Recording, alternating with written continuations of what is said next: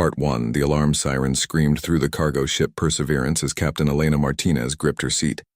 The FTL drive was dying and dying badly. Sparks flew from the navigation console while her engineer James Park shouted numbers that made no sense. "We're jumping," he yelled over the noise. "I can't stop it." Elena had flown cargo runs for 12 years. She had survived engine failures, asteroid strikes, and once, a complete life support breakdown near Saturn. She knew panic killed people faster than accidents, so she stayed calm. "Everyone strap in," she ordered. "James, kill the main power after we jump." The universe twisted. Reality bent sideways. Then everything went silent. When Elena opened her eyes, space looked wrong. The stars were different. The navigation display showed nothing but error messages, and through the front window she saw ships. Hundreds of them. They were massive, dark vessels covered in sharp angles and glowing red lights. They formed a perfect military formation that stretched for miles. Each ship was 10 times larger than the Perseverance, and every single one of them was turning toward her tiny cargo hauler. "Oh," said James quietly. "That's not good." The communications panel lit up. A harsh clicking voice filled the bridge. The ship's computer struggled to translate. "Primitive vessel. You have violated the sacred space of the Crinoth Dominion. Power down your systems. Prepare to be boarded. Resistance means death." Elena looked at her crew. 7 people tired from a long shift, now facing what looked like an alien armada. She saw fear in their eyes, but also something else. They had all survived Earth's worst decades. They knew how to handle bad situations. "Okay," Elena said into the communicator. "Sorry about that. Our navigation system broke. We'll fix it and get out of your way." Long, confused silence. The alien voice came back, angrier now. "You apologize? You do not beg for mercy. You do not tremble." Elena frowned. "Look, it was an accident. We're not trying to cause trouble. Just give us a few hours to repair our drive and we'll jump back to where we came from." More silence. Then the screen filled with an alien face. It looked like a cross between a lizard and an insect, with 4 eyes and mandibles that clicked when it spoke. The creature wore what appeared to be a military uniform covered in medals. "I am Supreme Commander Vexthor of the 3rd Fleet," the alien said. Its 4 eyes studied Elena with an expression she couldn't read. "You are either very brave or very stupid." "Mostly tired," Elena replied. "It's been a long day." Vexthor's mandibles twitched. Behind him, other aliens moved in what looked like confusion. One of them leaned forward and whispered something. The commander's eyes widened. "You are human," Vexthor said slowly. "Your species is not in our records. You have no authorization to travel through this sector. By Dominion law, your vessel and crew are now property of the Empire." James leaned toward Elena. "Did he just say we're property?" "I think so," Elena whispered back. She turned to the screen. "Look, we don't know anything about your Dominion or your laws. We're from Earth. We've never met aliens before. This is literally our first contact with another species, and it's because our drive exploded." The alien crew behind Vexthor erupted into clicking and hissing. The commander raised a clawed hand for silence. "Impossible," Vexthor said. "All species know of the Dominion. We have conquered 47 star systems. Our empire spans—" "Yeah, that's great," Elena interrupted. "But we're from really far away, apparently. So we didn't get the memo." Dr. Sarah Chen, the ship's medical officer, spoke up from her station. "Captain, their weapons are locked on us." "I'm reading some kind of energy buildup," Elena sighed. She had dealt with plenty of difficult people in her career. Customs officers, company executives, pirates near the belt. She treated them all the same way. Stay calm, stay practical, don't show fear. "Commander Vexthor," she said. "Here's the situation. We can't go anywhere right now. Our FTL drive is fried. We need parts and time to fix it. After that, we'll leave and you'll never see us again. Or you can blow us up, but that seems like a waste of everyone's time." Vexthor stared at her. His mandibles clicked rapidly. Finally, he spoke. "Your attitude is unusual. Species who enter Dominion space without permission typically plead for their lives. Some offer treasures. Others attack in desperation. But you speak to me as if this is a minor inconvenience." "Because it is," James muttered. Elena shot him a look. Then she turned back to the screen. "We don't mean any disrespect.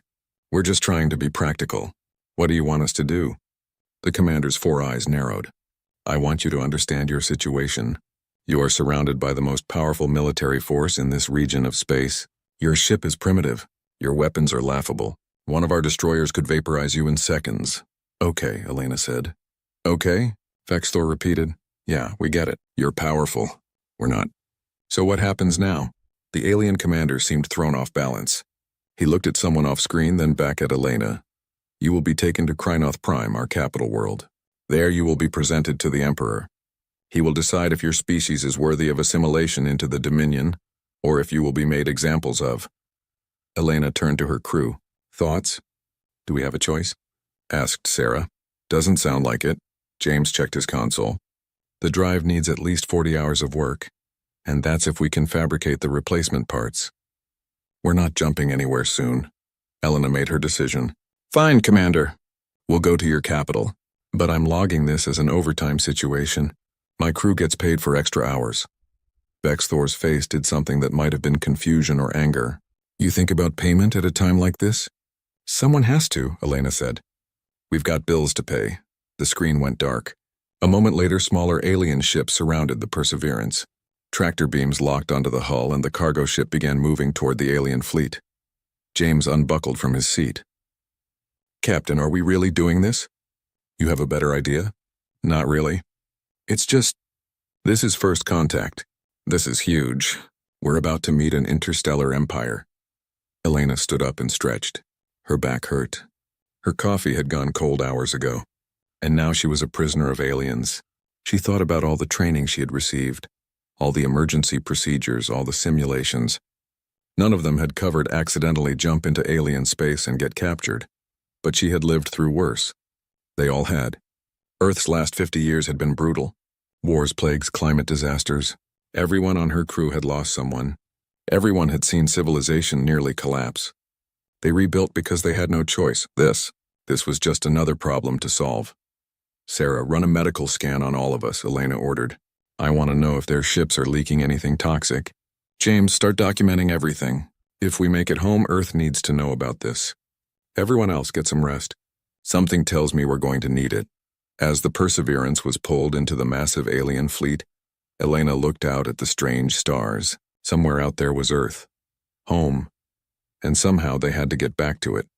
But first, they had to meet an emperor.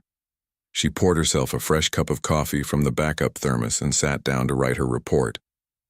It started with, Day 47 of cargo run, unusual circumstances encountered. That felt about right. Part 2, the journey to Krynoth Prime took 3 days. During that time, the crew of the Perseverance had nothing to do but watch alien ships patrol around them and wait.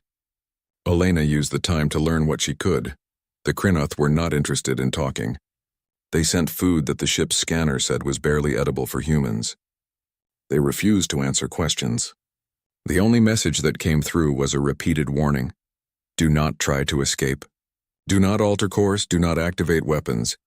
We don't even have real weapons, James said, looking at the ship's small defensive railgun. This thing is for shooting debris, not fighting warships. Sarah studied the scans they had taken of the Krynoth vessels. Their technology is definitely more advanced than ours, but not impossibly so. Maybe 100 years ahead. Their energy weapons are impressive, but their propulsion looks similar to our FTL theory. Elena nodded. Earth had only developed FTL travel 15 years ago. Humanity was still new to space beyond the solar system. Most human ships stayed close to home, mining asteroids or building colonies on Mars and the moons of Jupiter. The Perseverance had been on a simple run to collect ice from the Kuiper Belt. Now they were about to see an alien empire. When Krynoth Prime appeared on the view screen, Elena had to admit it was impressive. The planet was larger than Earth, with 3 moons. Cities covered most of the visible surface, glowing with lights. Orbital stations ringed the world like jewelry. Ships moved in organized patterns, thousands of them. It's beautiful, Sarah whispered. It's terrifying, James corrected. That's a civilization that can wage war on a galactic scale. The Perseverance was guided down to the surface, landing in what appeared to be a massive spaceport. Through the windows, they could see hundreds of different ship designs. Some looked like the Krynoth vessels, but others were completely different. Species from conquered worlds, Elena guessed. A docking tube connected to their airlock. Vexthor's voice came over the communicator one last time. Exit your vessel. You will be escorted to the presentation hall. Do not resist. Do not run. Your compliance will be noted. The crew gathered at the airlock. Elena looked at each of them. Stay together, stay calm. Watch everything. We represent Earth now, whether we want to or not. They stepped out into an alien world. The air smelled strange, like metal and something sweet. The gravity was heavier than Earth's, making each step feel harder. Alien soldiers surrounded them immediately. Tall Krynoth warriors in black armor carrying energy weapons. They formed a tight escort around the humans. The walk through the city was designed to intimidate. Elena saw that clearly. They were paraded down a wide street lined with crowds. Thousands of aliens watched them pass. Most were not Krynoth. She saw dozens of different species, and many of them wore collars around their necks that glowed with soft blue light. Those are slaves, Sarah said quietly. Or servants. Something like that. Some of the collared aliens looked at the humans with pity. Others looked away quickly as if making eye contact was dangerous. The street opened into a massive plaza. In the center stood a monument taller than any building Elena had ever seen. It was made of black stone and covered in carvings. As they walked past, she realized what she was looking at. It's a memorial, James said, reading the symbols with help from his portable translator. The Hall of Broken Worlds. Each carving represents a species that defied the Dominion. Elena counted them. 23 different species, each carved with scenes of their destruction. Planets burning, cities collapsing, people dying. Vexthor walked beside them now, watching their reactions. You see the price of rebellion. 23 species chose extinction over joining the Dominion. We gave them chances to surrender peacefully. They refused. They were destroyed. Elena stopped walking and studied one carving. It showed a species that looked almost mammalian, with large eyes and delicate hands. The carving showed their world being bombarded from orbit. They chose death over slavery, she said. They chose foolishness over wisdom. Vexthor corrected. Maybe. Elena turned to face him. Or maybe they figured death was better than living on their knees. We've had that debate on Earth too. The commander's mandibles clicked. Explain. As they continued walking, Elena told him. She told him about World War II, about the Holocaust, about people who resisted even when resistance meant death. She told him about slaves who rebelled knowing they would be killed. She told him about protesters who stood in front of tanks. Humans have a saying, she finished. Give me liberty or give me death. Some things are worse than dying. Vexthor was silent for a long moment. Your species has killed its own people? In large numbers? Millions, Elena said quietly. Across many wars. We've done terrible things to each other. That's part of why we're trying to be better now. They entered a building so large it had its own weather system. Clouds hung near the ceiling. The floor was polished stone that reflected everything like a mirror. At the far end, easily a mile away, sat a throne. The walk to the throne took 20 minutes. Elena used the time to observe everything. She saw hundreds of aliens in the hall, all watching. She saw guards at every entrance. She saw technology she didn't understand built into the walls. And she saw the Emperor. Krythos the Eternal was massive, nearly twice the size of Vexthor. His scales were deep purple instead of the green-brown of other Krynoth. He wore robes that seemed to shimmer with energy. His throne was made of something transparent and crystalline, and inside it, Elena could see shapes, skulls, bones, preserved remains. Those are the leaders of defeated species, Vexthor whispered. The Emperor sits upon their thrones as a reminder of his power. The Emperor spoke, and his voice filled the entire hall without any visible speakers. Humans, I am told you wandered into our space by accident. I am told you show no proper fear. I am told you speak to my commanders as equals. Elena stepped forward. Your Majesty, we meant no offense. We didn't know your empire existed until 3 days ago. Ignorance is not an excuse. The Emperor leaned forward. I have ruled for 800 of your years. I have seen countless species kneel before me. Some join willingly, some fight and lose, but all eventually understand the natural order. The strong rule, the weak serve. That's one way to run things, Elena said. A ripple of shock went through the hall. Several aliens made sounds of surprise or fear. Vexthor's eyes widened. The Emperor's expression didn't change. You do not seem impressed by my power. It's impressive, Elena said honestly. You've built something huge here, but I've seen power before. Earth has powerful people too. Some of them use it well, some don't. You dare compare your primitive world to my eternal empire? Elena thought about how to answer. She thought about Earth's history, about empires that had seemed eternal and then collapsed. Rome, the Mongols, the British Empire. All of them thought they would last forever. Your Majesty, she said carefully, Earth has had many empires. They all seemed eternal to the people living in them. None of them lasted. The Emperor stood. The hall went silent. Energy crackled around his hands. You will see a demonstration, he said, so you understand what defiance costs. The throne room's walls came alive with holographic images. They showed a world beautiful and green with cities that looked like works of art. The species there looked like birds, with colorful feathers and delicate builds. Then, the bombardment began. Krynoth ships filled the sky. Weapons fired. The cities burned. The oceans boiled. Within an hour, the entire planet was dead. The Yaleks, the Emperor said. They refused to join us. They believed their art and culture made them special. I erased them from existence in a single day. 3 billion souls. Elena watched the destruction. She felt sick. But she had seen footage like this before. In history classes. Hiroshima, Nagasaki, Dresden, the firebombing of Tokyo.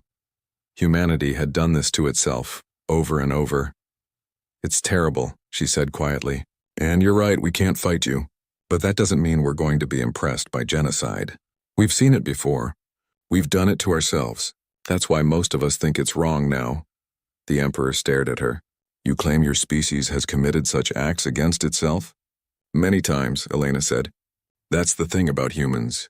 We've been our own worst enemy for thousands of years. We've nearly destroyed ourselves at least a dozen times, and somehow we're still here. Bexthor stepped forward. Sire, I had our intelligence division analyze their homeworld's history. The humans speak truth. Their species has warred against itself constantly. Their weapons, while primitive, have been used to kill millions of their own kind.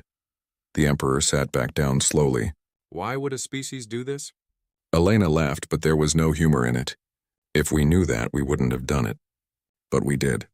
And we learned from it. Most of us, anyway. Then your species is broken, the Emperor declared. Maybe, Elena said. Or maybe we're just honest about what we are. You want to scare us with the Yaleks? They died fighting you. But humans die fighting each other every day, and we keep going. Your worst threat is just another Tuesday for us. The hall erupted in whispers and clicks and sounds Elena couldn't identify. The Emperor raised his hand for silence. Interesting, he said. You will be tested. Prove your species is worthy of standing alongside the Dominion, or you will serve it as slaves. You will face the gauntlet of ascension. Elena looked at her crew. They looked tired and scared. Part 3, they were given one night to prepare. The humans were taken to a holding facility that was more comfortable than Elena expected. Separate rooms, actual beds, food that was nearly edible. But the doors were locked and guards stood watch outside. Elena gathered her crew in the common area. 7 people who had signed up for a boring cargo run and now represented their entire species. Okay, she said. Let's think this through. What do we know about this gauntlet? James had been talking to one of the guards who spoke better English. It's a test, physical and mental. 30 species have tried it, most failed. The ones who failed either died or became slaves. And the ones who passed? Sarah asked. They were allowed to join the Dominion as equals. Sort of.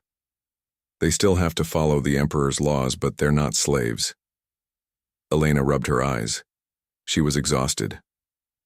So, we either pass this test, die trying, or become slaves. Great options. There's a 4th option, said Maria Rodriguez, their pilot. We could refuse. Some of those 23 species chose death over submission. The room went quiet. Elena looked at her crew. They were young, most of them in their 20s and 30s. They had families back home, dreams, futures. No, Elena said firmly. We're not choosing death. Not yet. Not while there's another option.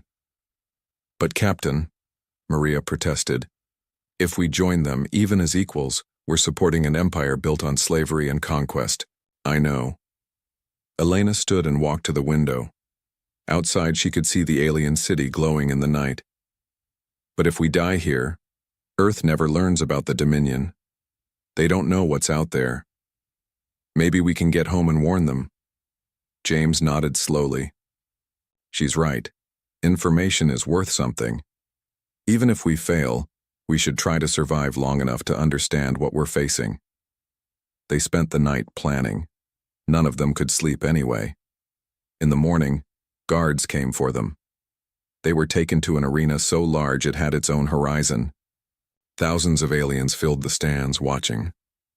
Elena realized this was entertainment for them.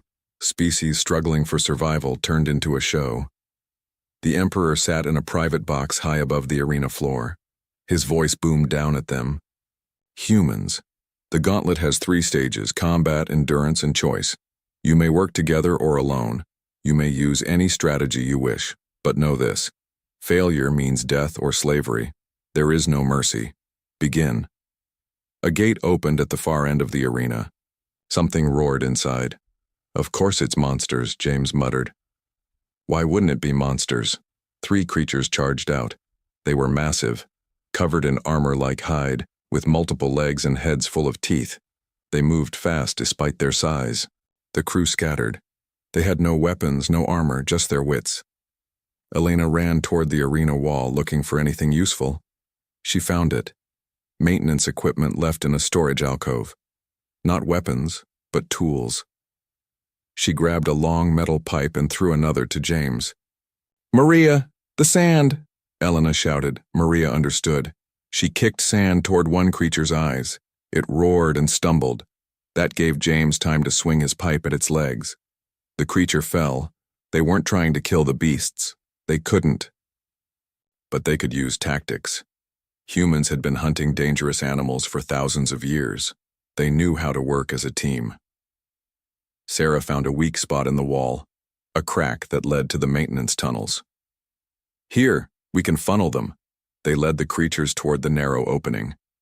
The beasts were too large to fit through easily. That gave the humans time to attack from safety, using long tools to strike at vulnerable spots. It took an hour, but they won. The creatures finally retreated, wounded but not dead. The crowd's reaction was mixed. Some aliens cheered, others seemed disappointed. "Stage 1 complete," the Emperor announced. "Interesting tactics. You fight like scavengers, not warriors." "We fight smart," Elena called back. "That's how humans survive." The second stage was worse. The arena floor opened, and they were dropped into separate cells, completely isolated. The cells were small, dark, and cold. Food came once a day, but it was barely enough. Water was limited. Elena had been briefed on sensory deprivation and isolation during her early training. Earth had studied what happened to prisoners of war, to astronauts on long missions, to people trapped in disaster zones. They knew isolation drove people crazy, but they also knew how to fight it. Elena created a routine. Exercise in the morning. Count her breaths. Sing songs in her head. Remember her family. Tell herself stories. She marked days on the wall with her fingernail. She didn't know if the others were alive. That was the hardest part. But she trusted them. They were smart. They were strong. They would hold on. 5 days passed. Then 10. Elena's stomach hurt constantly from hunger. Her lips cracked from thirst. She talked to herself to keep her mind active. On the 15th day, the cell door opened. She stumbled out into light that hurt her eyes. The others were there too, thin and weak but alive. All 7 of them had survived. "Impossible," Vexthor whispered from the stands. "Most species break after 3 days. The longest any species has lasted is 12 days. "Humans are stubborn," Elena croaked. Her voice was rough from disuse. They were given water and food. Real food this time, and plenty of it. Elena knew what was happening. This was the carrot after the stick. Make them desperate, then generous. It was an old trick. The Emperor descended from his box to the arena floor. He walked among them, studying them like specimens. "You survived through willpower," he said. That is rare. Most species we conquer have never truly suffered. You have. I can see it in your eyes. Your species knows hardship. We've had a rough few decades, James admitted. The Emperor nodded. Yes. My intelligence officers have learned much about Earth. Your world wars, your genocides, your plagues and famines. You are a species born from suffering. We prefer to think we're a species that survived suffering, Sarah said. Perhaps. The Emperor gestured and a hologram appeared. It showed a small, furry alien restrained on a platform. This is a Mira, one of our servant species. The final stage is simple. Kill this creature or join it in slavery. This is the, test of worthiness. Are you strong enough to do what must be done? Elena stared at the hologram. The Mira looked terrified. She could see it shaking. You want us to kill an innocent being, she said slowly. I want you to prove you understand the natural order. The strong take life. The weak lose it. Show me you are strong. Elena looked at her crew. She saw the same horror in their eyes that she felt. This was the real test. Not physical strength or endurance. This was about morality. No, Elena said. The Emperor's eyes widened. No. We won't kill an innocent, Elena said.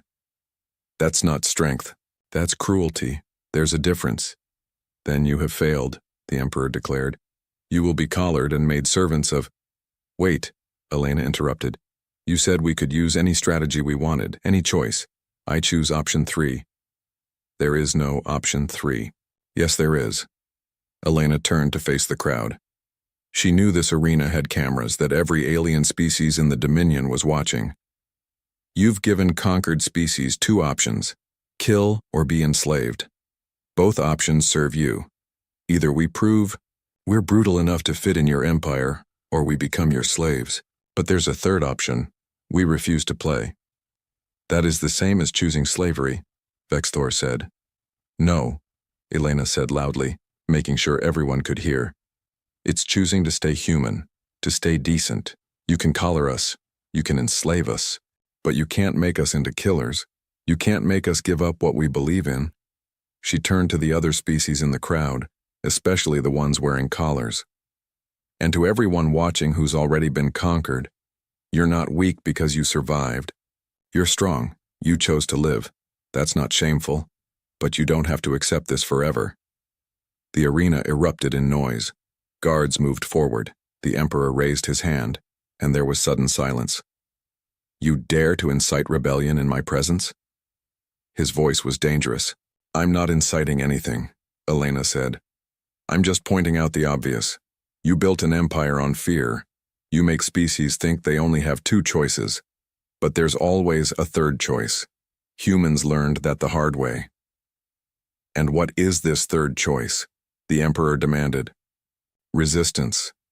Not violent rebellion. Something smarter.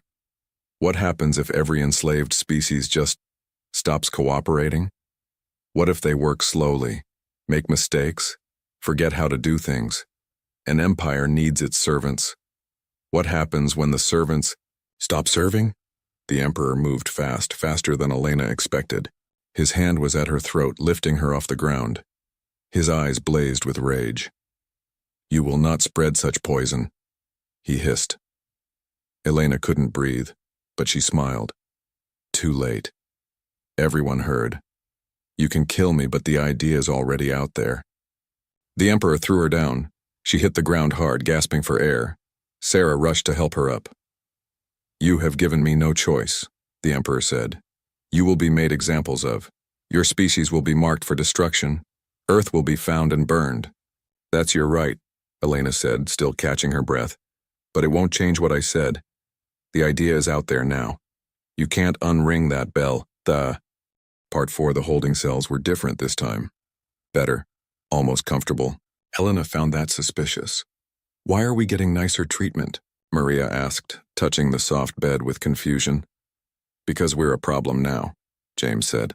They're trying to figure out what to do with us. He was right. Over the next 3 days, the humans were kept isolated but well fed. Doctors checked on them. Their injuries from the arena were treated, but no one would answer their questions. On the fourth day, Vexthor came to see them. The commander looked tired. His scales were dull, and his movements were less precise than before. He stood outside their cell, studying them through the energy barrier. "You have created chaos," he said quietly. "Small chaos, but chaos nonetheless. Productivity is down across the capital by 15%. Servants are making errors. Workers are slowing their pace. Nothing violent.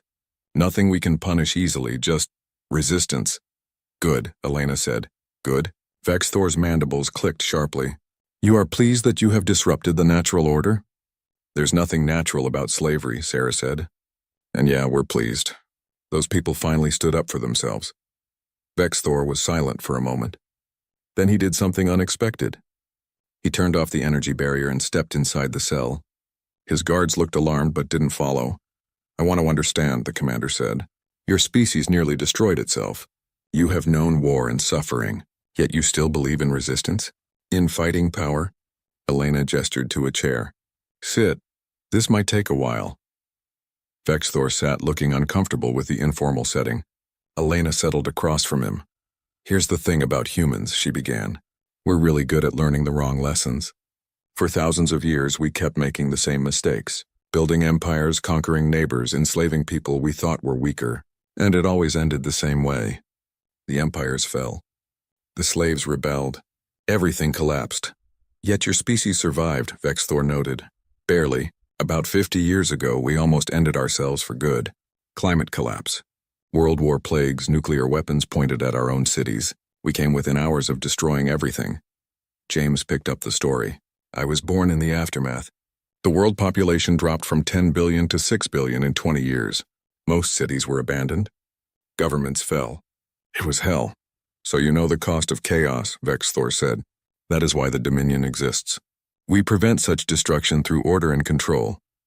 "But that's not what saved us," Sarah said. "What saved humanity wasn't control. It was cooperation. People from different countries, different cultures, different beliefs, all working together because we finally understood something important." "What?" Vexthor leaned forward. "That we're all we've got," Elena finished. "Humans, I mean.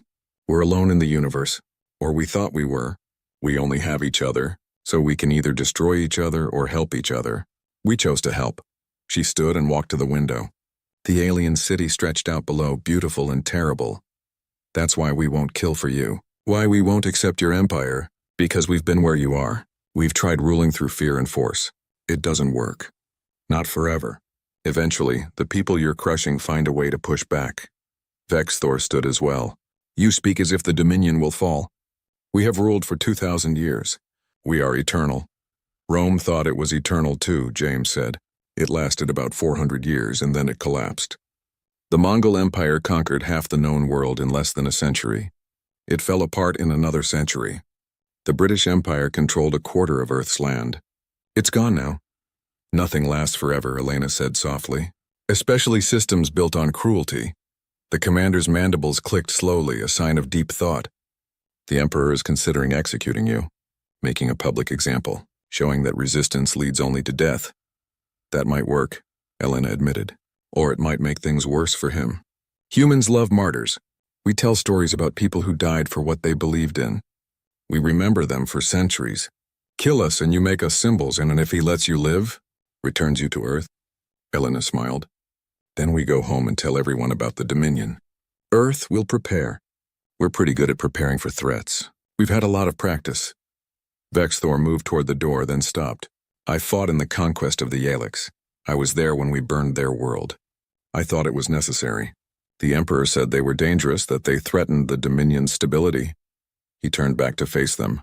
"But they were artists, scientists. They built beautiful things. They had families. And we killed them all because they refused to kneel." His voice was barely a whisper. "I have thought about that for 300 years. And I still do not know if it was right." "It wasn't," Sarah said gently. "But you know that already." The commander left without another word. That night something changed. The humans woke to alarms blaring throughout the facility. Lights flashed red. Guards ran past their cell without stopping. "What's happening?" Maria pressed against the window. They got their answer when a small, furry figure appeared at their cell door. It was a Mira, like the one they had refused to kill in the arena. The alien's collar was sparking and damaged. "Please," the Mira said in broken English. "Come quickly, escape." "Why are you helping us?" Elena asked. "You chose not to kill me. You said we are strong because we survived." "No one ever said that before." The Mira's eyes filled with tears. Others heard. "We are trying to help." They followed the Mira through maintenance tunnels past areas where other enslaved species were deliberately causing problems. A fire here. A computer failure there. Nothing violent. Just enough chaos to keep the guards busy. They reached the spaceport. The Perseverance sat where they had left it, but now it was surrounded by guards. "We can't get past them," James said. "Yes, you can." Vexthor stepped from the shadows. "I am granting you diplomatic passage. You will return to Earth and deliver a message." Elena stared at him. "What message?" "Tell them the truth. Tell them about the Dominion.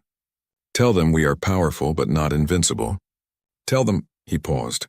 "Tell them some of us are questioning what we have become. You're helping us escape?" "I am preventing a massacre. If the Emperor executes you publicly, the servants might truly rebel. That would lead to violence. Millions would die. This way you leave quietly and I can claim you escaped." "You'll be punished," Sarah said. "Perhaps, but I am tired of punishing others." Vexthor gestured to the ship. "Go. The spaceport defense has been disabled for the next 10 minutes. That is all I can give you." They ran for the ship. As they reached the ramp, Elena turned back. "Vexthor, thank you. Do not thank me. Just remember us. Remember that not all of the Dominion supports what it has become." The Perseverance launched into space with every alarm on the planet screaming. But no one fired on them. Either Vexthor had done more than he said, or someone higher up was letting them go. As they cleared the planet's orbit and prepared to jump to FTL, Elena looked back at Krinoth Prime.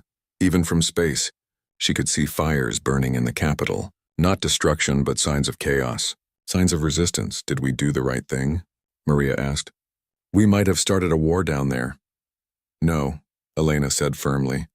"We reminded them they could say no. What they do with that is up to them." James had been working on the navigation computer. "Captain, I've got bad news. I can't find Earth. Our star charts are all wrong from this part of space. We might be lost," Elena laughed. It started as a small chuckle and grew into full laughter. The crew looked at her like she was crazy. "What's funny?" Sarah asked. "We survived first contact. We inspired a rebellion. We escaped from an empire that's conquered 47 star systems. And now we're lost in space trying to find home." Elena wiped tears from her eyes. "That's the most human thing I've ever heard. So what do we do?" James asked. Elena sat in the captain's chair and pulled up the navigation display. "We do what humans always do. We figure it out. Start scanning for any signals. Map the stars. Work the problem. We'll find Earth. And if we don't," Maria asked quietly, "then we keep trying. That's what humans do. We don't give up. Not when there's still a chance." As the Perseverance jumped to FTL, leaving the Dominion behind, Elena thought about everything that had happened. They had met an empire of conquerors and refused to be impressed. They had faced impossible tests and survived. They had planted seeds of rebellion without firing a shot. But most importantly, they had stayed human. They had kept their values even when it would have been easier to abandon them. "You know," James said, breaking the silence, "when we get back to Earth, if we get back, no one is going to believe this story." "Probably not," Elena agreed. "But we'll tell it anyway.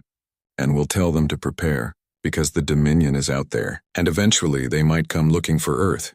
"You think they will?" Sarah asked. Elena remembered the Emperor's rage. She remembered Vexthor's doubt. She remembered the fires in the capital and the Mira with the broken collar.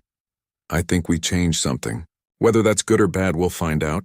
But the galaxy knows about humans now, and humans know about the galaxy. Everything is different now." The ship hummed around them as they traveled through the void. Somewhere ahead was home, somewhere behind was an empire in turmoil, and somewhere in between, 7 humans were just trying to find their way. It was, Elena thought, a very human problem to have. Part 5, Finding Earth, took 43 days.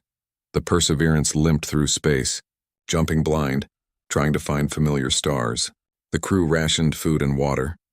They took turns sleeping to conserve oxygen. The ship's systems, already damaged from the original accident, began failing one by one. But they kept going, because that's what humans did. On day 43, James picked up a signal. It was faint, old, but unmistakable. The Voyager probe still sending its message into the void after more than 300 years. "We're close," he whispered. "We're almost home." 2 days later, they saw it. A yellow sun. A small blue planet third from the star. Earth. Elena felt something break inside her chest, but in a good way. Like a dam releasing pressure. She hadn't realized how much she needed to see home until that moment. "Contact Earth Station Alpha," she ordered. "Tell them we're coming in." The response was immediate and confused. "Perseverance, you were declared lost 6 weeks ago. Where have you been?" "That," Elena said, "is a very long story." They were met in orbit by 3 military ships and a medical vessel. The Earth Colonial Authority was taking no chances. The crew was quarantined immediately, examined by doctors and debriefed by intelligence officers who looked both excited and terrified. Elena told them everything. The accidental jump, the Krynoth Dominion, the gauntlet, the resistance they had inspired. She showed them the data they had collected, the star charts, the recordings of alien technology. The intelligence officers listened in silence. One of them, a woman named Director Chen, finally spoke. "You're telling us there's a multi-system empire out there that conquers species for fun, and you accidentally started a rebellion in their capital?" "More or less," Elena confirmed. "And they let you go?" "One of their commanders helped us escape. I think he was having doubts about the whole empire thing." Director Chen rubbed her temples. This is the biggest news in human history. First contact. And we stumbled into it because of a broken FTL drive." "That's humanity for you," James said. "We don't do things the easy way." The debriefing lasted for 3 days. Elena and her crew answered the same questions over and over. Yes, the Dominion was real. Yes, they had superior technology. Yes, they were expansionist and aggressive. No, Earth probably couldn't win a war against them. "But they can be resisted," Elena insisted. "We proved that. They're not invincible. They're just old and set in their ways, and some of them are starting to question their own system." On the 4th day, they were finally allowed to leave quarantine. Elena stepped onto Earth's surface for the first time in months. The gravity felt right. The air smelled like home. She knelt down and touched the ground just to feel it. "Dramatic much?" James asked, but he was smiling. "I earned the right to be dramatic," Elena replied. They were heroes, at least for a few weeks. News agencies wanted interviews. The UN wanted testimonies. Scientists wanted every scrap of data they had collected. It was overwhelming. But then the real work began. Earth's governments came together, something that rarely happens smoothly. They created the Office of Exospecies Relations. They began building better defenses. They started training diplomats and warriors for the possibility of more alien contact, and they prepared for the day the Dominion might come looking for humanity. Elena was promoted and given command of the first dedicated exploration vessel, the Discovery. But she turned it down. "Why?" Director Chen asked, shocked. "You're perfect for it. You have experience with aliens. You kept your crew alive. You're a natural leader." "Because I'm tired," Elena said honestly. "I just want to haul cargo and go home to my family. Let someone else be the explorer." But she did agree to train the new exploration crews. She taught them everything she had learned. How to stay calm in crisis. How to think creatively when technology failed. How to maintain humanity even when facing the inhuman. "The most important thing," she told a class of young explorers, "is to remember what we are. We're humans. We've survived ice ages and plagues and wars and near extinction. We've done terrible things to each other, but we've also done beautiful things. We've built civilizations and destroyed them and built them again. We don't give up." One student raised her hand. "But Captain Martinez, the Dominion is so much more powerful than us. How can we possibly stand against them?" Elena smiled. "The same way we've always stood against impossible odds. By being too stubborn to quit. By adapting faster than our enemies expect. By remembering that technology isn't everything. They have better weapons and ships. But we have something they've forgotten." "What's that?" "The ability to change. To question ourselves, to grow. The Dominion has been the same for 2,000 years. That means they've been stagnant for 2,000 years. While we've been changing, learning, evolving, that's our advantage. 3 months after their return, Elena received a message. It came through channels she didn't know existed, encrypted with codes that took Earth's best computers days to crack. It was from Vexthor. The message was short. The seed you planted grows, slowly, carefully, but it grows. The Mira have been granted limited autonomy. Other species are negotiating for better treatment. The Emperor is adapting. Change is happening. It is frightening. But necessary. Thank you, and be ready. Not all Krynoth agree with these changes. Some may seek Earth to punish you for what you started. Elena showed the message to Director Chen. Should we be worried? The director asked. We should always be worried, Elena said. But we should also be hopeful. Change is happening out there. Maybe it'll be peaceful. Maybe not. But at least it's happening. 6 months later, Earth received its second contact with aliens. But these weren't Krynoth. They were Mira, the small furry species Elena had refused to kill. They came in a small ship bearing a simple message. Thank you. We are not free yet, but we are closer than we were. Some of us have escaped. We seek refuge. We offer knowledge of the Dominion in exchange for sanctuary. Earth's governments debated for weeks. Accepting refugees from the Dominion could be seen as an act of war. But turning away beings seeking freedom went against human values. In the end, they accepted the Mira. 100 of them at first, then more. They settled in Australia, in a community built specifically for them.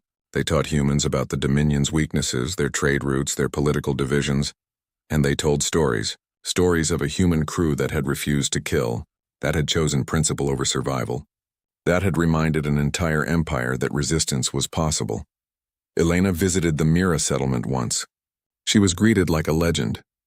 Small aliens pressed forward wanting to touch her, to thank her. It was uncomfortable. One elder Mira, whose collar scars were still visible, approached her privately. You do not like being called a hero, the elder said. I'm not a hero, Elena replied. I just did what felt right. That is what heroes always say. The elder's eyes were kind. But whether you accept the title or not, you changed our world. The Dominion is different now, slower, more careful. They know that species can resist without violence. That is a powerful truth. Will you be free someday? Elena asked. Perhaps. Perhaps not. But we have hope now. And hope is a beginning. 1 year after the incident, Elena returned to her cargo runs. She had a new ship, the Second Chance, and a mostly new crew. But James came with her. And Sarah. They couldn't stay away from space, even after everything. On their first run to Mars, James looked at the stars and said, You ever think about going back out there? Deep space, I mean, beyond the solar system. Sometimes, Elena admitted. But not yet. Earth needs time to prepare, to get stronger, and I need time to forget how close we came to dying. Fair enough. James smiled. But when Earth does go back out there, when we meet the Dominion again or find other species, they'll be ready because of us. Because of what we taught them, Sarah corrected. Stay human. Stay adaptable. Don't be impressed by bullies, Elena laughed. Yeah, that's a pretty good lesson. They settled into their cargo run, hauling supplies from Earth to the Mars colonies. It was boring work, routine, safe, and Elena loved every minute of it. 2 years after first contact, the news arrived. The Dominion was in chaos. Not violent revolution, but massive restructuring. The Emperor had announced reforms. Slavery was being phased out, slowly. Conquered species were being given representation in government. It wasn't freedom, not yet, but it was change, and some Krynoth didn't like it.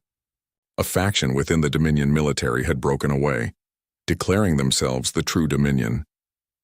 They vowed to restore the old ways, to crush the weak, to expand the empire through conquest, not compromise. They're coming, Director Chen told Elena during a secure call. The Splinter faction. Intelligence says they're looking for Earth. They want to make an example of us to show that the old ways were better.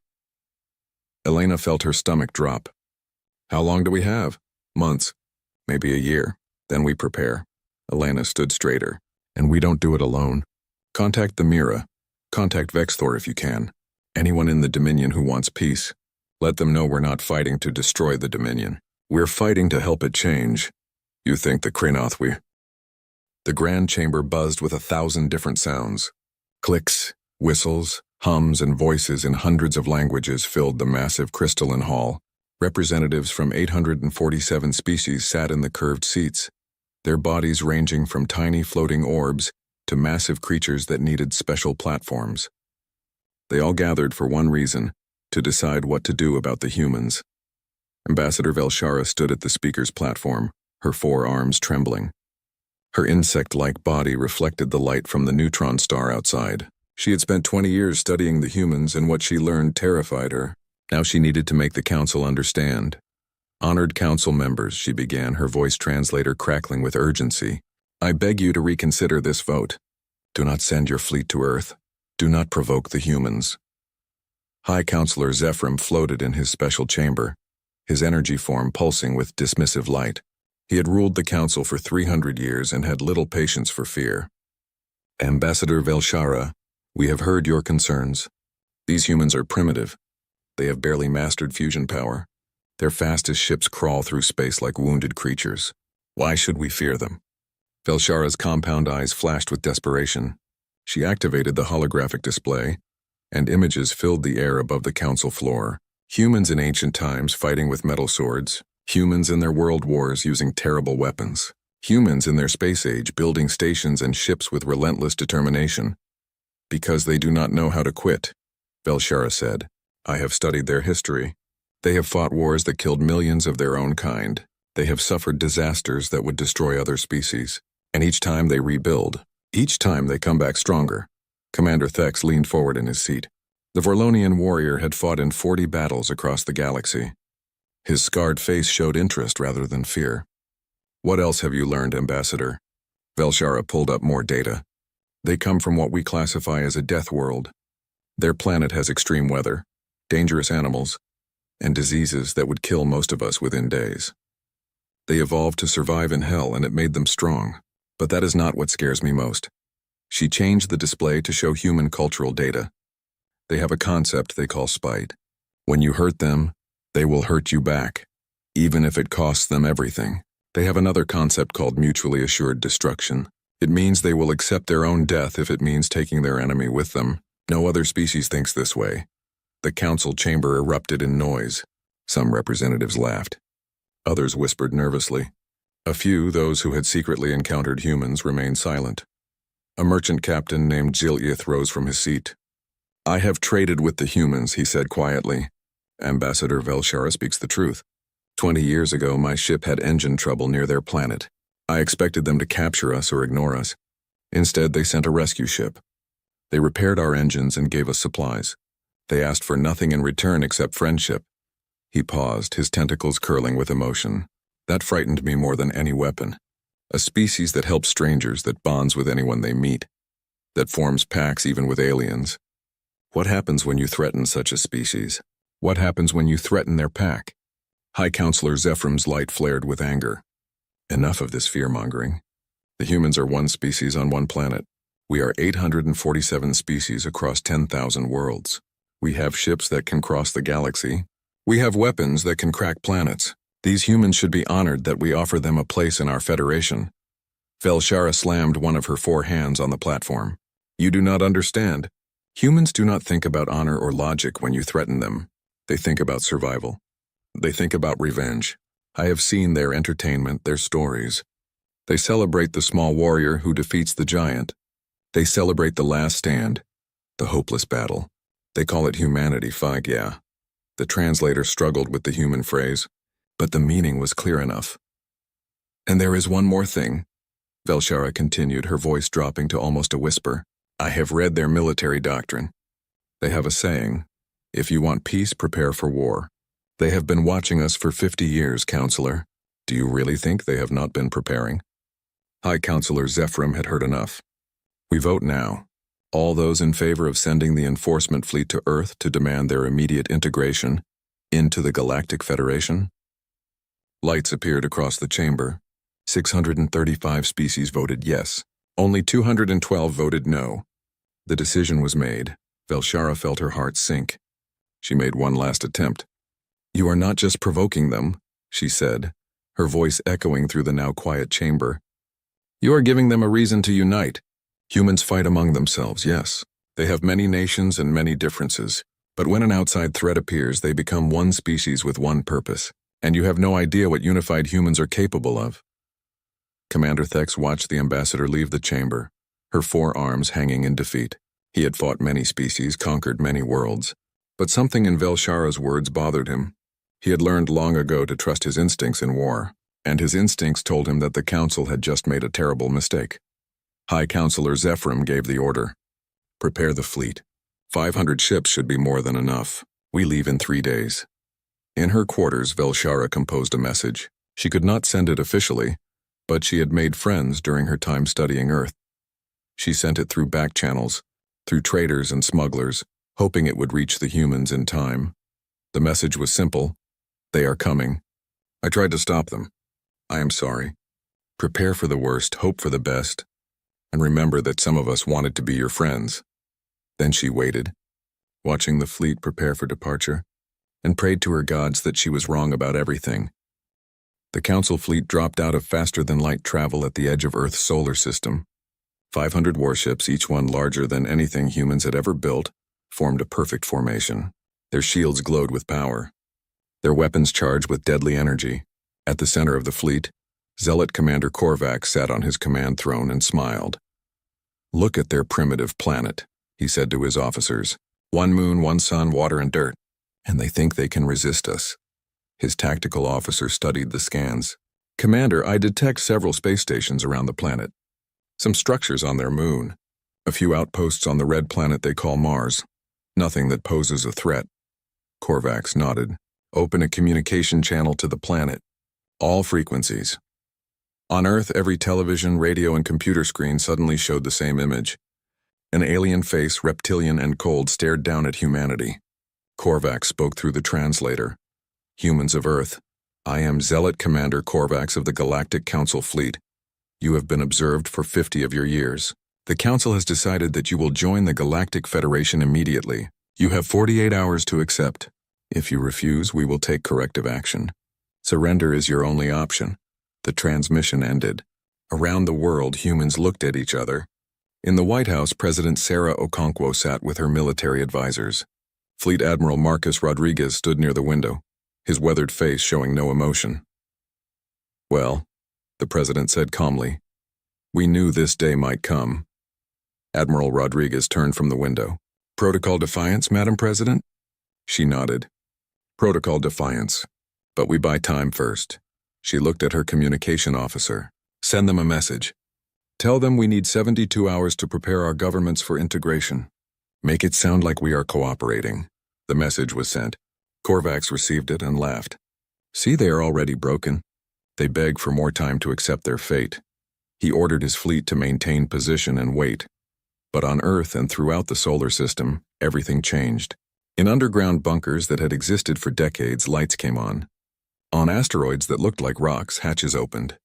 On Mars and the moons of Jupiter, colonies that were supposed to be small research stations revealed their true size.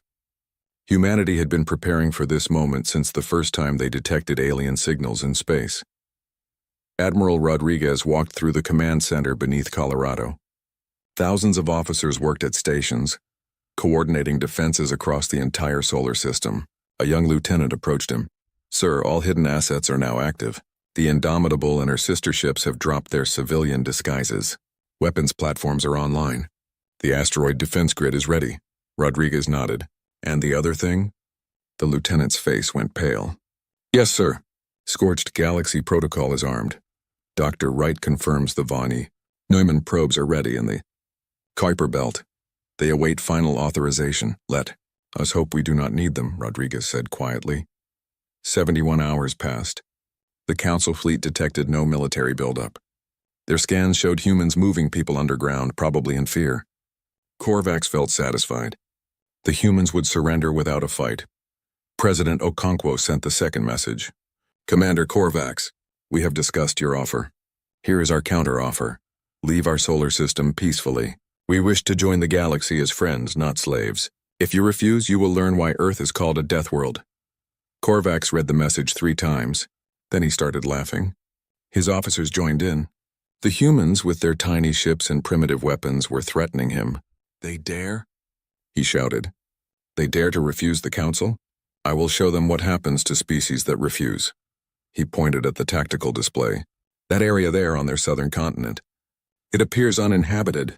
Target it with plasma weapons. Fire a warning shot. Let them see what we can do. The fleet's weapons charged. 10 ships fired together, their combined plasma beams striking the Antarctic ice sheet. The explosion lit up the sky. Ice vaporized instantly. Rock melted. And 2 kilometers below the surface, in a research facility that was not supposed to exist, 2,000 human scientists and support staff died in less than a second. The Council fleet detected the underground structure only after it was destroyed. Korvax felt a moment of doubt but pushed it away. They were just humans, primitives. It did not matter. On Earth, President Okonkwo watched the satellite footage. She watched the ice vaporize. She watched the heat bloom. She received the casualty report.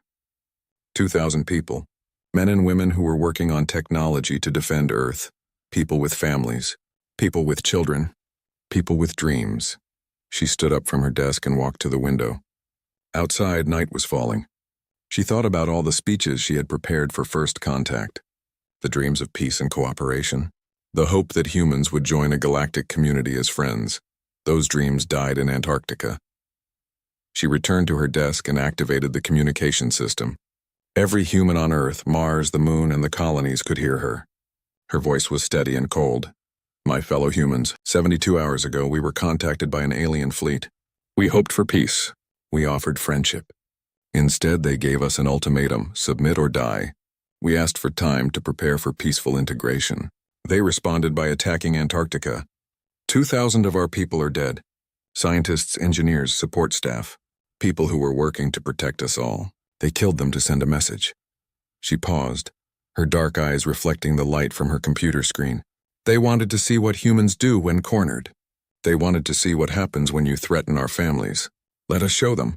Admiral Rodriguez, you are authorized to execute Protocol Defiance. Show them what humanity does to those who kill our children. Admiral Rodriguez's face appeared on every military screen across the solar system. He did not look angry. He looked focused, calm, and absolutely certain. All units, he said quietly. Weapons free. Remember Antarctica. For everyone who died. For everyone still alive. For the future of humanity. Make them pay for every single life they took. In orbit, the Council fleet detected the change immediately. Energy signatures spiked across the solar system. Ships that looked like civilian freighters suddenly bristled with weapons. Asteroids that should have been rocks launched missiles. The Moon opened and revealed massive railguns. Mars lit up with defense platforms. Korvax stared at his tactical display in confusion. What is this? Where did these weapons come from? His tactical officer's voice shook.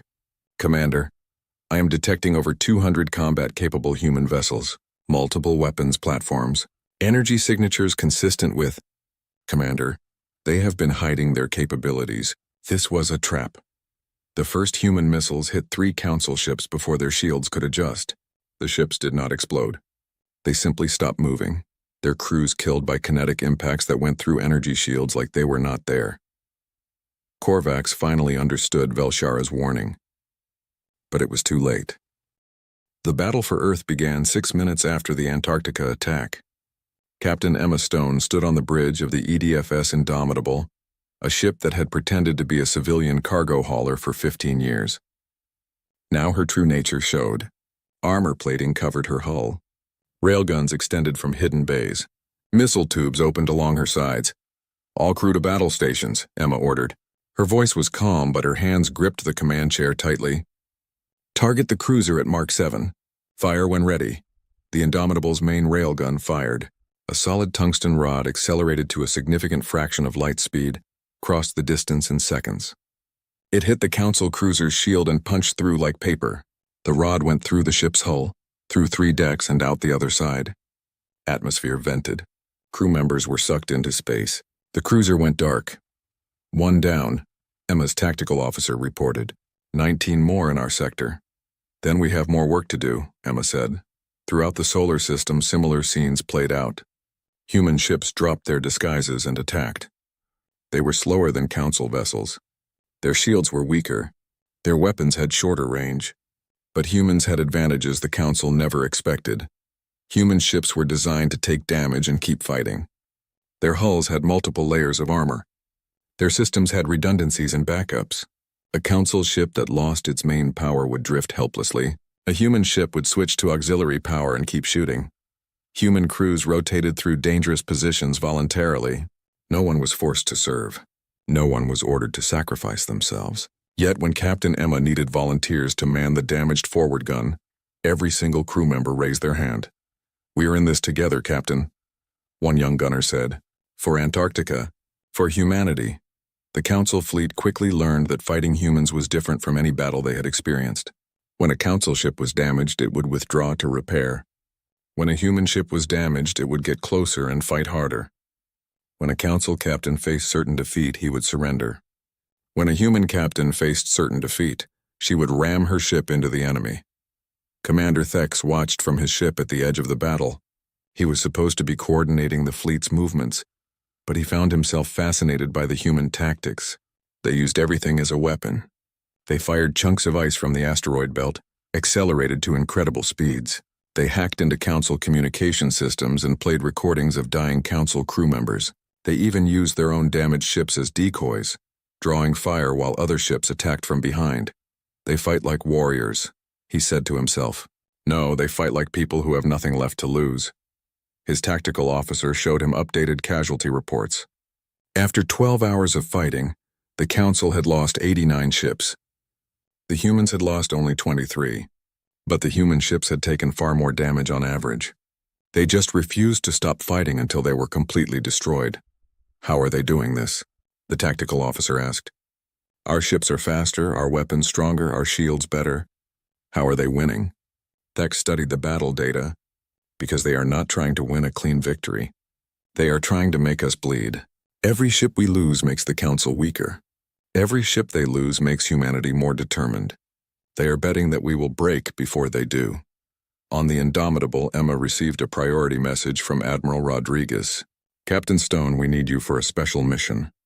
The flagship. The one commanding this fleet. We need it gone." Emma looked at her tactical display. The Council flagship was massive, 3 times the size of her ship. It was protected by 50 escort vessels. Its shields could probably withstand everything the Indomitable could throw at it. Going after it was suicide. "Understood, Admiral," she said. "We will get it done." She turned to her crew. "Listen up. We have been given a mission. The flagship. We are going to take it out. I will not lie to you. This will be dangerous. We might not make it back. Anyone who wants to transfer to another ship, do it now. No shame, no judgment, nobody moved." Her executive officer smiled. "Captain, with respect, shut up and give us the plan." Emma felt tears trying to form, but pushed them away. "We do what humans do best. We improvise. Helm, plot a course that takes us through the debris field. Weapons, prepare everything we have. Engineering, I need every bit of speed you can give me. And someone get me a volunteer crew for the forward compartments." 50 crew members volunteered. Emma picked 10. She told them their job was to stay at their posts even if the ship was breaking apart, keeping the weapons firing until the very end. They accepted without hesitation. The Indomitable charged toward the flagship. Council escort ships fired at her. Her shields failed. Her armor took hits. Fires broke out on 3 decks. Her main engine was damaged. Still, she kept going. "Hull breaches on decks 5 and 6, damage control reported. Forward weapons offline. Portside weapons gone. Keep going," Emma ordered. "All remaining power to engines and starboard weapons." She opened a ship-wide channel.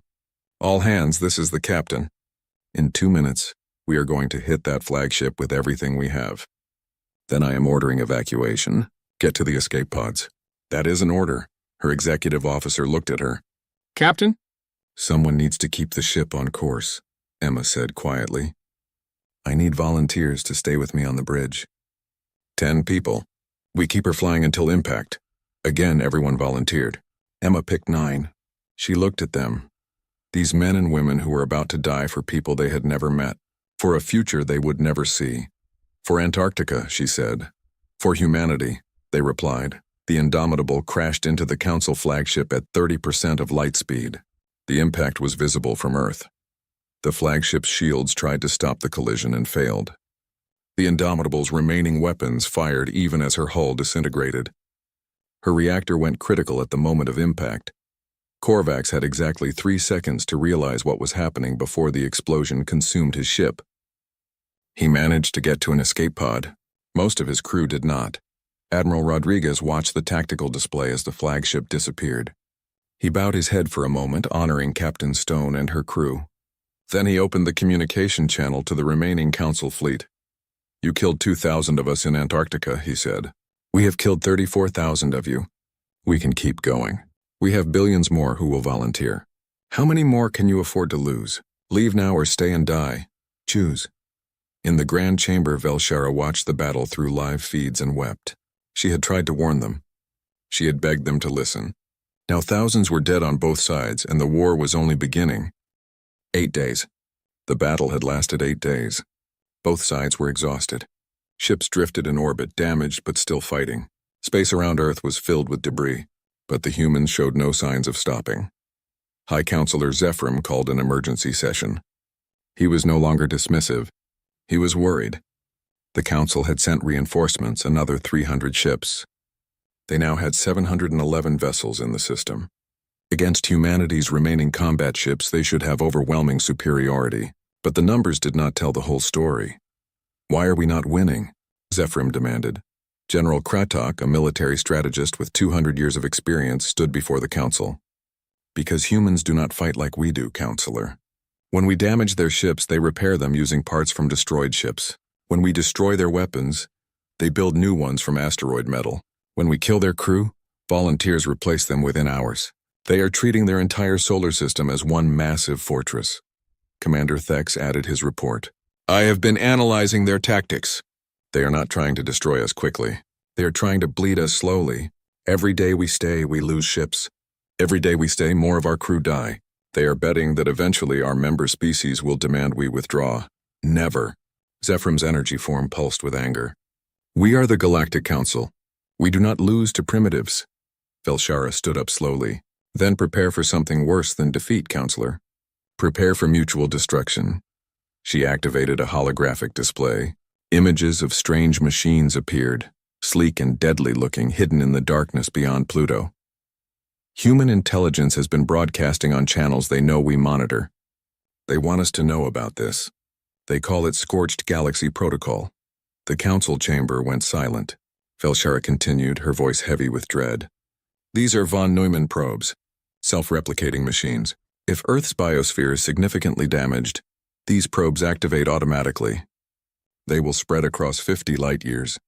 They will seek out Council infrastructure, military bases, shipyards, stations, and dismantle everything they find. They will use the materials to build more of themselves. And they cannot be stopped or recalled." "Impossible," another Council member said. "Building such machines would take decades, centuries." A new hologram appeared. A human male, elderly but with sharp eyes. Dr. James Wright, one of Earth's leading physicists. The recording began to play. "Greetings, Galactic Council. By now you have detected our Scorched Galaxy Protocol. Yes, it is real. Yes, it will activate if you damage Earth beyond a certain point. No, we cannot stop it once it begins. You might wonder why we would build such a weapon. The answer is simple. Because you came to our home with threats instead of friendship." Dr. Wright paused, his expression sad. "We wanted to join the galaxy peacefully. We dreamed of it for generations. Instead, you sent warships and ultimatums.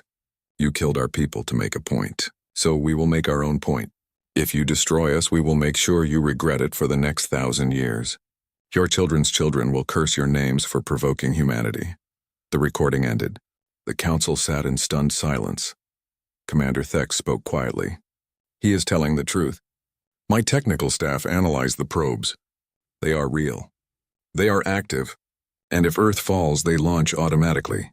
No one can stop them, not even the humans themselves."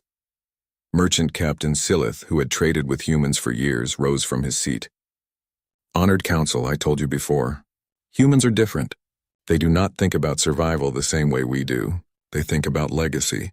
If they must die, they will make sure their death means something. They will make sure you remember them forever."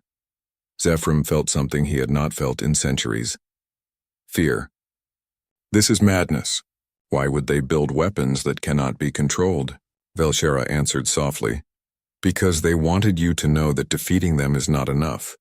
Even if you win the battle, you lose the war. The probes will hunt your species for generations. Your economy will collapse trying to defend against them. Your people will suffer for your decision to provoke humanity. As the council debated, the war continued. Human ships had learned to work together in ways that amazed even Commander Thex. They shared targeting data instantly. They covered each other's weaknesses. When one ship ran out of ammunition, another would move into position to take its place. They fought like a single organism with 1,000 bodies. But humans were doing something else that confused the council. They were treating captured enemy crew members well. Council soldiers who expected torture or death found themselves in clean medical facilities, receiving treatment alongside wounded humans. Some were even released with messages for their families. Commander Thex visited one of these facilities, traveling under a flag of truce. He watched a human doctor treating a Vorlonian soldier who had killed 3 humans before being captured. "Why?" Thex asked the doctor. "This soldier killed your people. Why save him?" The doctor, an older woman with tired eyes, continued working. "Because he is someone's son, someone's brother, maybe someone's father. When this war ends, and it will end someday, we want to be able to look at ourselves in the mirror. We fight because we must. We kill because we must, but we do not become monsters." Thex left the facility deeply troubled. He had fought 40 campaigns across the galaxy. He had seen species fight for territory, for resources, for honor. He had never seen a species fight for survival while still maintaining compassion for their enemies. That evening, he sent a private message to High Counselor Zephyrim. "We cannot win this war. Not the way you want. If we push them too far, they trigger their doomsday weapon. If we try to outlast them, they will fight for generations. And every day we fight, more species in the council question why we started this war. The humans offered friendship first. We responded with violence. History will not judge us kindly." Zephyrim read the message and made a decision. He would try to negotiate. Not surrender, but some kind of agreement. He sent out diplomatic signals. The human response was immediate and cold. "You murdered 2,000 of our people. You attacked our home. Now you want to talk? Come to the negotiation table, but understand this. We will never submit. We will never surrender. If you want peace, it will be as equals. If you want war, we will give you more war than you can handle. Choose wisely."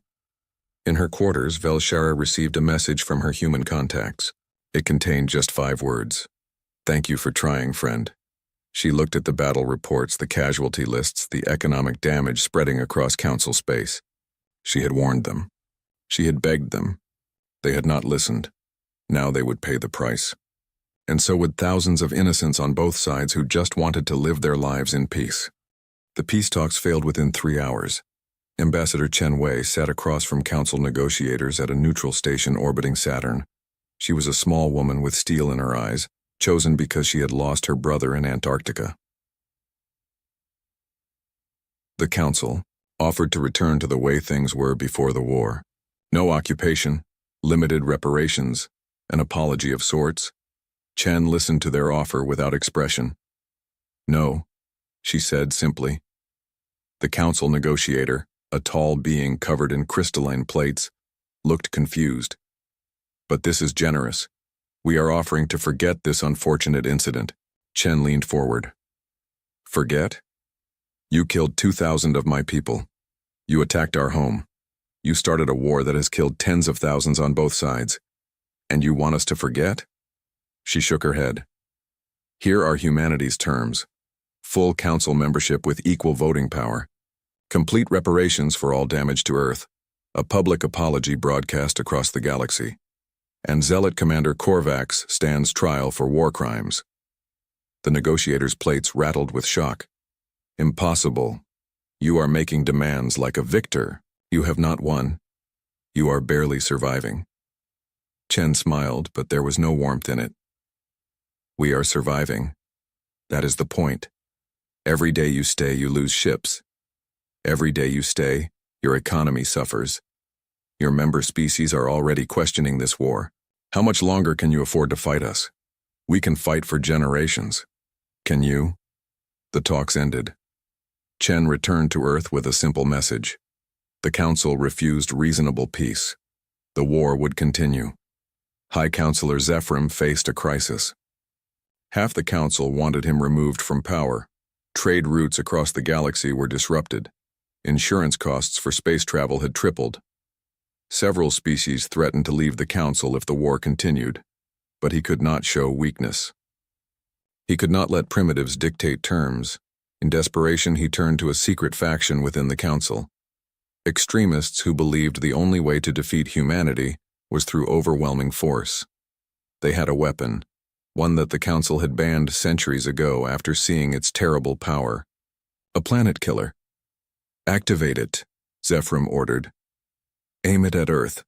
We give them one final chance to surrender. If they refuse, we end this. General Kratok heard about the decision and tried to stop it. He burst into the council chamber, his uniform disheveled from running. Counselor, you cannot do this. If you activate that weapon, the humans will trigger their scorched galaxy protocol. It will be mutual destruction. Then they will surrender, Zephyr said coldly. They value their planet. They will not let it die. Kratok shook his head. You still do not understand them. They would rather see their planet destroyed than surrender to threats. Counselor Velshara, tell him.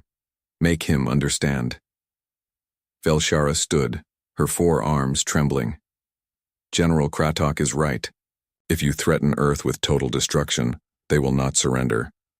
They will make sure you pay the price. Please, there must be another way. But Zephyr had made his decision. The planet killer, a massive orbital station hidden in deep space, began charging its weapon. It would take 72 hours to reach full power. The Council sent a message to Earth. You have 72 hours to accept our original terms. Submit to the Council, or we destroy your planet. This is your final warning. Admiral Rodriguez received the message in his command center. Around him, officers waited for his response. He looked at each of them, these men and women who had fought so hard for their home. Then he looked at President Okonkwo on the video screen. Madam President, they have a planet killer. Our intelligence confirms it. 72 hours until it fires. The President closed her eyes for a moment. When she opened them, they were filled with sorrow but also determination. Then we use the protocol. If Earth dies, the galaxy burns with us. Rodriguez nodded. Scorched Galaxy Protocol activation sequence initiated. Point of no return in 48 hours. He turned to his communications officer. Send a message to every ship, every station, every colony. Tell our people what is happening. Give them time to say goodbye to their families, and tell them we are proud to serve with them. The message went out. Around the solar system, human soldiers and civilians heard the news. Some cried, some raged, some simply hugged their loved ones, but none of them suggested surrender. On Mars Colony, a teacher named Sarah spoke to her students. Children, something bad is going to happen, but I want you to remember something. We are not dying because we did something wrong. We are dying because we refused to be slaves. That is something to be proud of. A little boy raised his hand. Will we hurt them back, teacher? Sarah nodded, tears in her eyes. Yes, they will remember what they did to us for a very long time. But something unexpected happened. The Council was not united. Commander Thex had seen enough. He gathered like-minded officers and made a decision that would be called treason. I will not allow genocide, he told his followers. I have fought many species. I have killed many enemies, but I have never participated in the murder of an entire planet. Who stands with me? 400 Council ships broke formation. They moved to defensive positions around Earth. Thex sent a message to both the Council and humanity. This war was wrong from the beginning.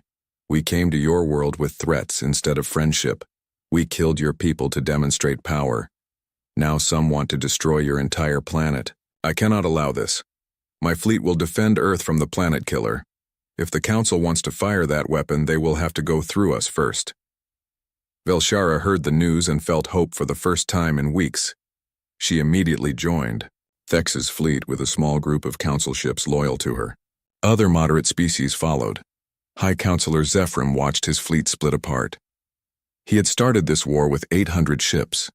Now, less than 300 remained loyal to him. The rest were either destroyed, defending Earth, or had deserted entirely. Admiral Rodriguez received Thex's message. He studied it carefully, looking for tricks or deception. Then he sent a response. Commander Thex, we accept your help. But understand this. We have 47 hours until our Doomsday Protocol activates. If that planet killer is not destroyed by then, nothing can stop what happens next. Not you, not us, not anyone. So if you are serious about stopping this, you need to move fast. Thex looked at the massive planet killer station on his tactical display. It was heavily defended. Getting close enough to destroy it would cost hundreds of ships and thousands of lives. He thought about all the battles he had fought, all the enemies he had killed. Then he thought about the human doctor who treated wounded enemies with kindness. He thought about a species that would rather die than submit. All ships, he ordered, prepare for attack. We are going to destroy that station or die trying. For honor, for justice, and for the chance that someday humans and Council might actually be friends. The countdown continued. 47 hours until mutual destruction. One chance to stop it and a galaxy holding its breath. Commander Thex's fleet raced toward the planet killer station. Behind him, 400 ships from a dozen different species followed. Ahead, the massive weapon continued charging, surrounded by 250 loyalist ships still under High Counselor Zephram's command. All ships, listen carefully, Thex broadcast. That weapon fires in 68 hours. If it destroys Earth, the humans trigger their Doomsday Protocol and we all suffer for centuries. We cannot let that happen. Some of us will die today, but we die to save billions. There is no greater honor. His tactical officer showed him the defense formations. Commander, they have us outnumbered. And that station has weapons of its own. Thex allowed himself a small smile. Then we will have to fight like humans. With courage, creativity, and absolute refusal to quit, the battle began. Thex's fleet did not try elegant maneuvers or careful tactics. They charged straight at the station, accepting terrible losses to get close. Ships exploded, crews died, but they kept coming.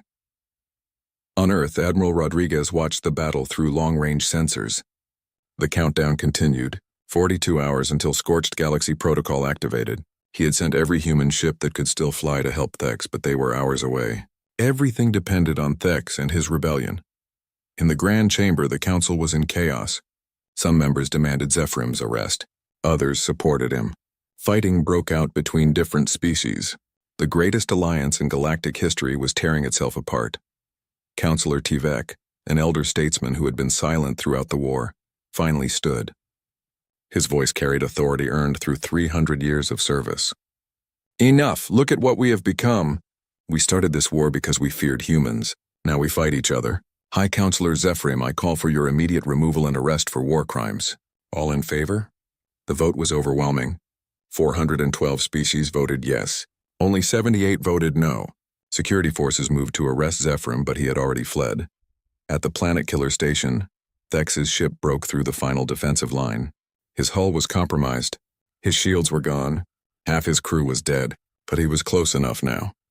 All remaining ships target the station's power core, he ordered.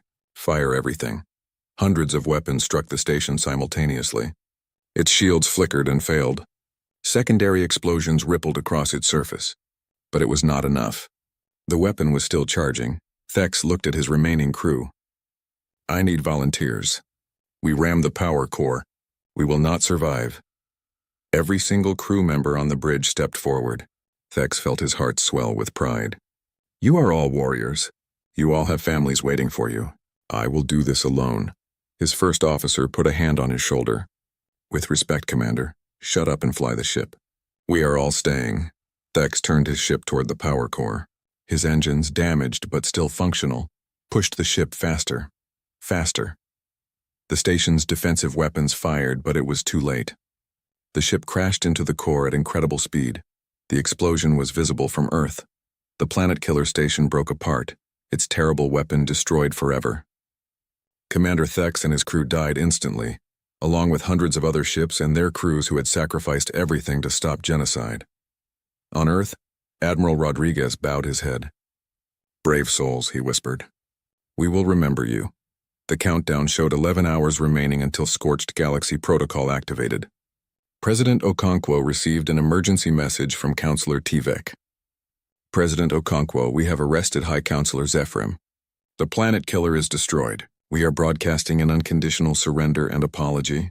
Please stop your doomsday protocol. President Okonkwo looked at Admiral Rodriguez. Can we stop it? Yes, Madam President. But should we? Rodriguez's face was hard. They killed our people. They threatened our planet. Now they surrender because they fear our revenge. If we stop the protocol, they might try again someday. The president stood and walked to the window. Outside, she could see the stars. Somewhere out there, brave aliens had died to save Earth. Commander Thex and his crew. Velshara, who had tried so hard to prevent the war. All those moderate council members who had risked everything for peace. No, she said quietly. We stop it. Not because they surrender, but because some of them fought for us. Because some of them chose justice over orders. We stop it because that is what humans do. We remember those who help us and we honor their sacrifice. She turned to Rodriguez. Deactivate Scorched Galaxy Protocol. Then get me Counselor Tivek. We have a new treaty to negotiate. The protocol was deactivated with 4 hours remaining. Across the galaxy, billions of beings breathed in relief. The war was over. The peace treaty negotiations took 6 months. Ambassador Chenwei led the human delegation. The terms were harsh but fair. Earth joined the Galactic Council with full membership and equal voting power. Reparations were paid in technology and educational exchanges rather than resources. War crimes tribunals were established for both sides. Zealot Commander Korvax was found guilty and sentenced to life imprisonment. Surprisingly, the human delegation argued against execution, despite council custom. We do not kill prisoners, Ambassador Chen explained. Even those who deserve death. That is not who we are. High Counselor Zephyrim was also convicted. He died in prison 2 years later, broken and forgotten. At Antarctica, a memorial was built. 2,000 human names were carved on one side. On the other side, the names of 89,000 council soldiers who died in the war. The inscription read, "May those who died in unnecessary war teach us to choose necessary peace." 10 years passed. Human technology combined with alien knowledge revolutionized the galaxy. Human creativity and alien wisdom created wonders.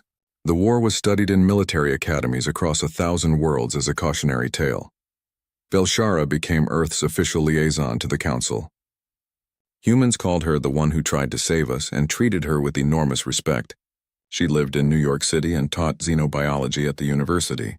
Human children loved her, and she loved them back. Ambassador Chen Wei was elected High Chancellor of the Council 5 years after the war ended. Under her leadership, the Council transformed from an empire into a true federation of equals. Dr. James Wright personally dismantled the von Neumann probes. One was kept in a museum in Washington, D.C. with a plaque that read, "The weapon we built but chose not to use. May we never need to build such a thing again." On Mars Colony, the teacher Sarah watched her former students graduate. The little boy who had asked if they would hurt them back was now studying to be a diplomat. He wanted to help prevent future wars. In the rebuilt Grand Chamber, Ambassador Chen gave a speech to welcome a newly discovered species into the galactic community. Her hair was gray now, but her eyes were still sharp. 50 years ago, the Council made a terrible mistake. They sent warships to Earth with demands instead of friendship. Many died on both sides before we learned to respect each other. Let me give you the lesson we learned. Do not provoke anyone. Every species is capable of both great violence and great love. The choice of which one you face is entirely yours. Choose friendship. Choose respect. And remember that the greatest strength is not the power to destroy, but the wisdom to choose peace. The Council voted unanimously to send a friendship delegation to the new species. At the memorial in Antarctica, human and alien children played together while their parents watched. Former enemies had become friends. Some had even become family. The war that nearly destroyed everything had instead brought the galaxy together. Velshara stood at the memorial reading the names. A human child, the great-granddaughter of someone who died in Antarctica, came and held her hand. "Miss Velshara, my teacher says you tried to stop the war." "Thank you." Velshara looked down at the child, this young human with a smile like sunshine. "I wish I had tried harder." The child shook her head. "My mom says you did your best. That is all anyone can do. And you are our friend now. That is what matters. Velshara felt her compound eyes grow moist. Humans, she had learned, had a gift for forgiveness that matched their capacity for vengeance. They could hate fiercely and love just as strongly. The galaxy was better for having them in it, even if learning that lesson had cost so much. She looked up at the stars and thought of Commander Thex, who had sacrificed everything to save both sides from mutual destruction. She thought of all those who had died because leaders chose pride over wisdom. Never again, she whispered. We will never let this happen again. The child squeezed her hand. Come on, my dad is making dinner. He makes really good pasta. You will love it. Velshara smiled and let the child lead her away from the memorial. Behind them, the sun set over Antarctica, painting the sky in colors of orange and gold. Tomorrow would bring new challenges, new opportunities, and new friendships. But today there was peace. Hard-won, blood-bought, and precious beyond measure.